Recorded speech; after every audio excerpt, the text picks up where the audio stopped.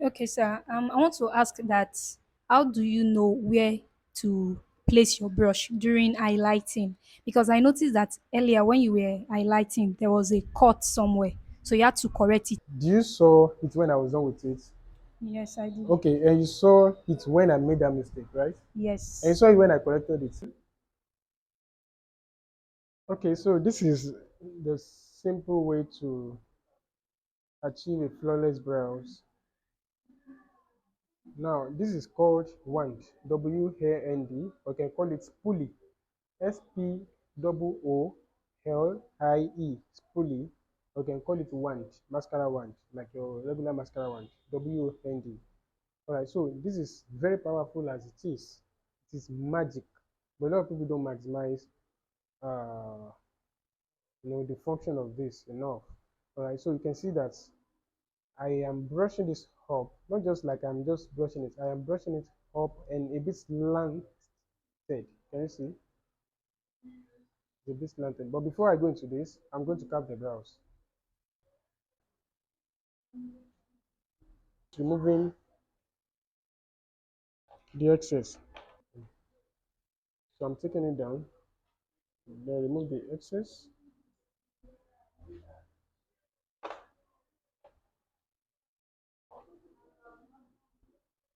This half blade, oh. Like I am in soup. I just started it was it last week? Ah, now remember the video I made and cut the blade and all that. Remember how people attacked me? But then, it was then that I understood it. Even though I'm still struggling with learning how to use it, but I'll be fine. So, you can see this is looking more printed because what we are trying to achieve is the painted brows. You know, nowadays we don't want the thick brows, don't want the brows to be too thick, don't want it to look dark. So you are trying to make it painted. You can also call it natural brows. You can call it painted brows. You can call it natural brows. You can also call it faded brows. F-A-D-E-D. Faded. So you are putting in your best to make sure that you achieve uh, you achieve a more natural brows. You understand? You don't want people to really know that you've actually added pencil on the brows. So that is what we're trying to do. All right. So I'm going to carve the other side. So that I'm not really doing much. I'm just giving it the shape that I want. All right. Take it down first. Then I'm going to remove the excess.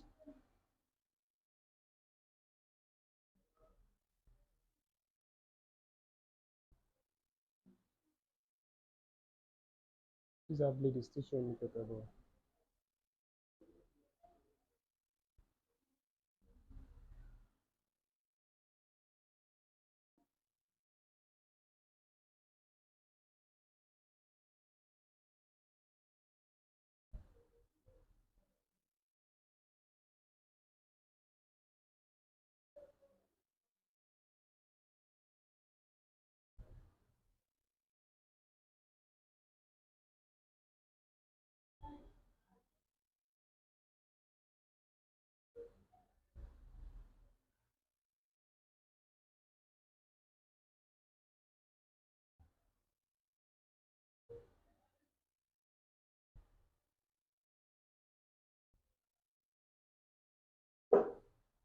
I have used to carry fire. Tame the brows. We call it brow tint, or you can call it tame, brow taming. So, which is you want the brow to sleep, right? You want it to look flat on the skin. So, I'm going to use my brow tint, and my brow tint is I'm using Dammel. This thing down from Dammel. So I'll be using this dramatic thing from Dammel. This is the brow tints. And the reason why I love this is, you see, when you apply this, just make sure that you apply it before you are ready to do your brows. Maybe like 5 minutes before you need to start your brows. So by it would have, get dry. It's always very nice when you make it dry before you start your brows. So and one thing I love about this is you just make it stay exactly where you left it. When you've applied it, the same way you brush it down there, the same way you tame it down, it's going to stay there when it dries. It's not going to just give you the oily part and all that. Okay, so that's one of the reasons why I love it. So always make sure that you apply this before you even start the brows. Do you understand?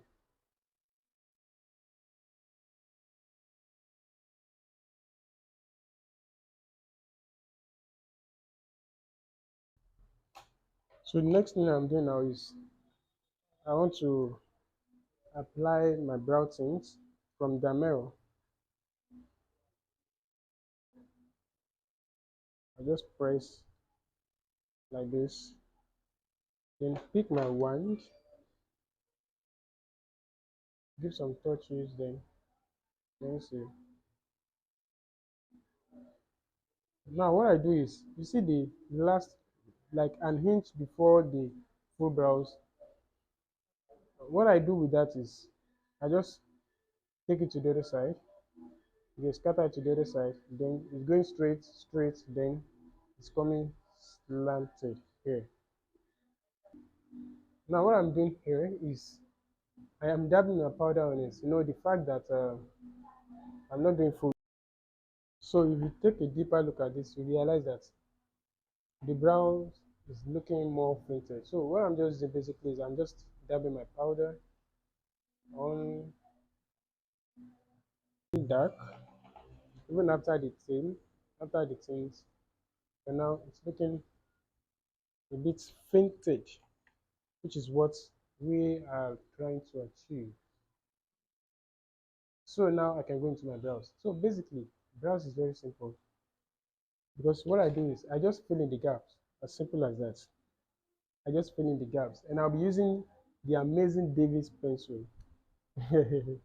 All right. What I realized with pencil is, for me, I can actually do with anything. I've used Mabrook, I've used Vivian by Didi, I've used, though I have my best, but I realized that I can actually work with anything. Depends on your application, depends on how you apply it. So with this, I'm going to use my Davis pencil here, and I'm still going to, as you know, 18 is for light skin, color 3 is for dark skin, color 18 is for light skin, color 3 is for dark skin. Now for her, she's in between. All right, so I can decide to use my color 18 and I can decide to use 3, and I can use both, depends on what I want to achieve. Okay, so like I said, basically I'm just filling in the gaps, which means that, don't forget, we're trying to achieve a natural brows. We don't really want it to look like added in too much of pencil. So I'm just filling in the gap. I am going to fill this part. She doesn't have brows here. I'm going to fill in this part a bit to the back of the tail here, then draw my line here. And on this side, you see that she doesn't really have brows here. I will draw my line here, then give it the line shape here, fill this back too. I am done.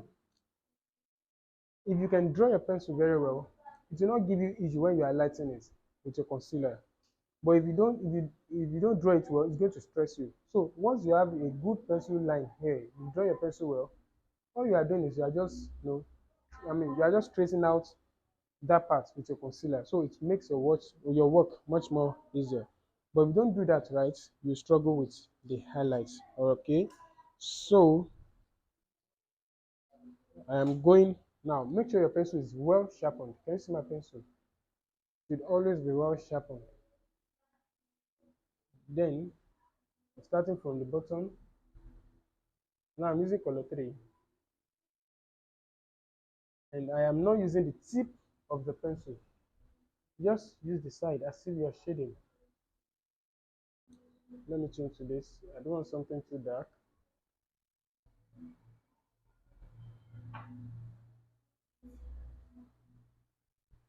Alright. Then I'll come and fill the back side.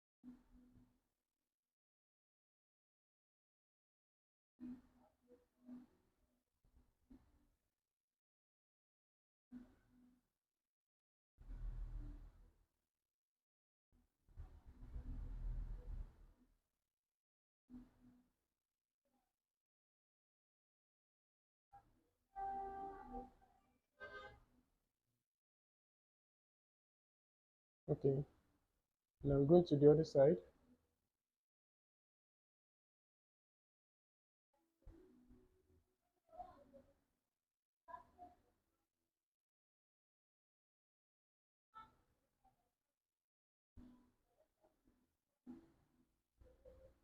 Now I'm filling the back side.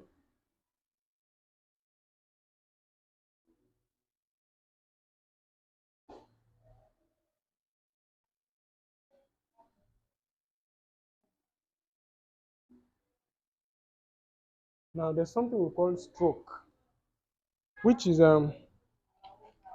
it's a way we fill the pencil on the brows.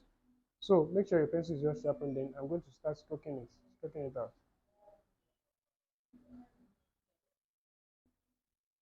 So she doesn't have a natural brows on that part. I am stroking now. So I'm going to use my wand after.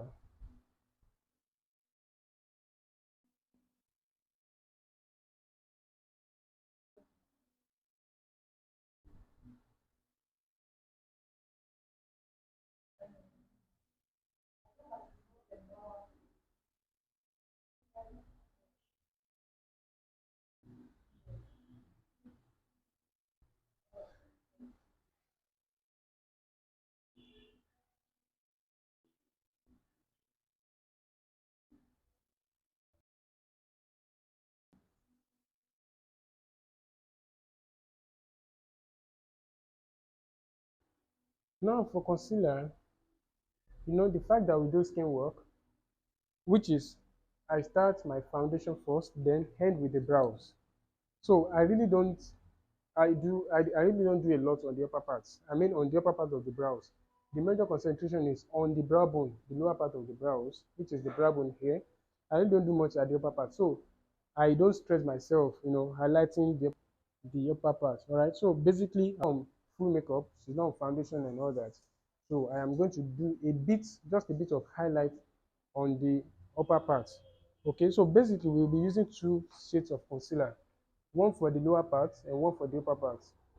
The one for the lower part should be, because we are highlighting, and highlighting is all about, you know, using a shade that is actually lighter. All right, so I'll be going one, two, or three shades lighter than our skin. Then for the upper part, I'll be using a concealer that has our exact skin color for the upper part. Let me come again. I'll be using the concealer that has our exact skin shade for the upper part so that it doesn't stress me when I'm blending or while I'm blending into our skin. But for the lower part, I am going one shade, two shades, and sometimes maximum of three shades lighter than our skin color. So let's say, for example, now this is Adventure Concealer. Adventure Concealer has 10 shades, right? Now, color 1 is the lightest and color 10 is the darkest. Now, if let's assume our skin color is color 6, assumption, let's say our skin color is color 6. Now, the one I'll be using for the upper part has to be that exact shade. I'll be using my Adventure color 6, and I'll be mixing these 6 with 5 altogether because our skin tone is actually our skin color is actually in between this. So I feel like this 5 will be too light for her. So I have to mix it with a bit of 6. Okay, just do what is best for the skin you are working on. All right. So after this, I am going to pick my angle brush, and this is my angle brush. Okay. So I am mixing these two shades together. All right. So I'm mixing 5 and 6 together. Then mind you, there is nothing on this part of this ground of the angle brush rather. So because I am coming like this, I am only putting it at the front side. If I put it on both sides, which means that by the time I place it like this is going to touch the brow. Do you understand? At the back, it's going to touch the brows, which will mess up my work. So I'm only adding it on the front side because I'm placing like this. There is no need for you to put anything at the back. All this, there's no need of that. Right? Just put it at the part where you need to work on, which is what I just did now. So I am starting from the brow bone. Start from the brow bone. As you know that the brow bone is the major concentration of the brows. So starting from there, can you see the shade I achieved now? Starting from the brow bone, straight down, all right?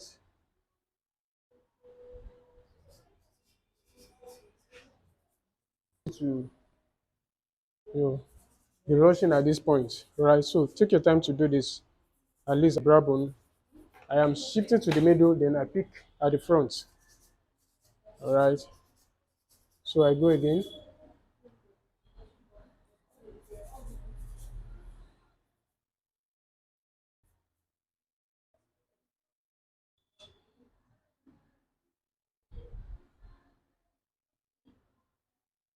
Like that.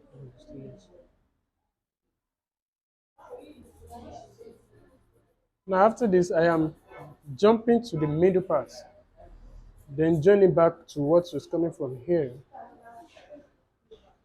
Then after this, I move to the front. Now make sure that there's something you need to really watch here. Make sure that you leave an hinge. Don't start your brows from the beginning here. And for the upper parts, make sure you don't start from the front. Let me come again. Make sure you don't start from here. Don't start your brows from here, both lower and the upper parts.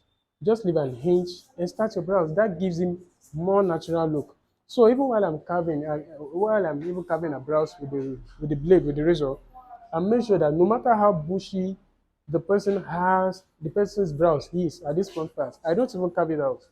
Why? Because I leave it so natural. Can you realize that? You know, look at this drawing, you see that there's no single pencil attached to this part. I do not even apply any single pencil on this part because why? I want it very, very natural. So I only started from here. Can you see? It's obvious that my pencil starts from here. Do you get that? So I'm going to stop somewhere around here, as well as the upper part. I'm not going to start from the front. I'm going.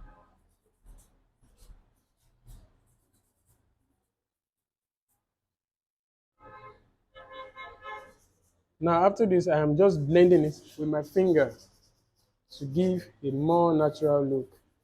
All right, so I'm blending this out. I'm blending this out. I'm blending this out.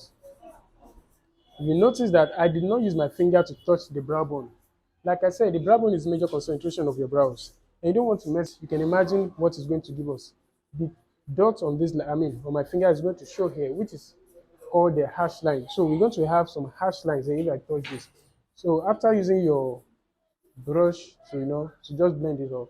I am only using my fingertip because don't forget you would have been on foundation and wearing the full makeup. So I can easily blend it out into our skin. Then make sure that the extreme parts are well blended. So I'm blending everything out of that brows. Do you understand this? Hey.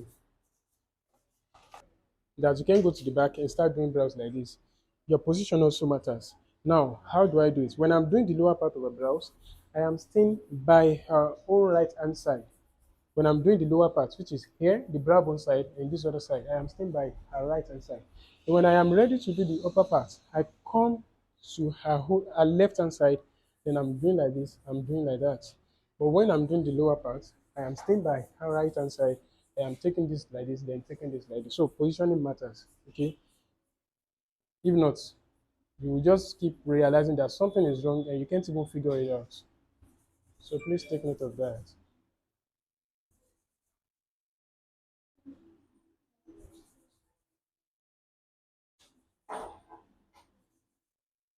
Can you see that I'm not really doing much and I'm not kicking my concealer.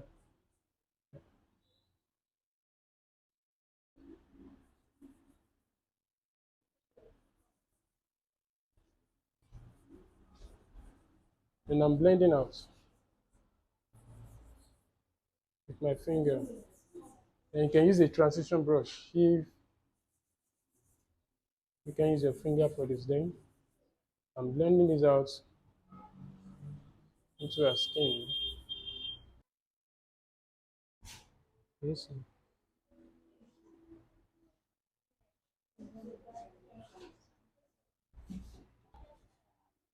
Alright, so to the upper part, like I said, I don't really want to do much on the upper part. So I start from here, just a little line. I'm just tracing it out.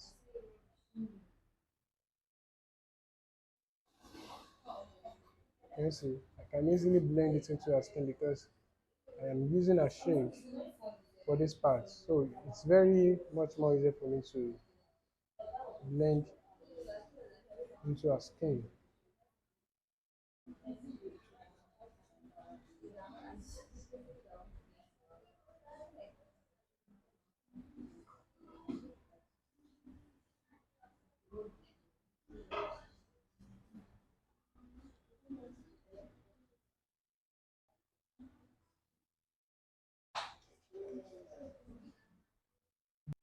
So for brow measurement, this is the perfect way to measure your brows.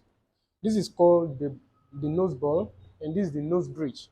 So here we have the sides of the nose, and this side and this other side, which is meant to be contoured, but we are not in that class for now. So you take your brush to this part, then take it to the outer corner of the eye, then take it straight down, straight up there.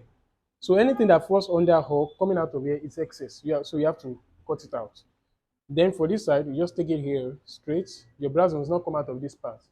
And the other side, the brows must not come out of here and here to the outer corner of the eye. This is the inner corner of the eye. This is the outer corner of the eye. Then take it here. Anything must not come out of this side. So anything that comes out here is excess, which means you have to cut it out. So next thing you need to do is never leave your brow, never leave it creamy this way, because after concealer there's nothing there. So that means it's actually creamy. Okay, so you must leave it matte. So how do you do that? Just tap your brush into the powder, and this is called brow settings. Okay, so I'm setting the brows by dabbing my brush into the powder, then dapping it directly on the brows. All right. So sometimes you might possibly or mistakenly go above the shade you want to use for the brow bone, whereas you now realize that in which you now realize that the brow is looking, your highlight is looking too bright. So you can actually correct it with this, which means if I now want to choose a powder shade, I'll go, darker, okay, for the brows rather. So which means I can actually use that to correct. It's just like the same way that you apply the foundation on the face. If actually I'm still coming to add my brow gel. You remember the Dammel I used? So I'm going to tap it on my hand. Then this is it. I'm going to use, this is scattering out, going straight. Then from here it's coming slanted. You take a deep look, you see that it's giving us the more natural vibe.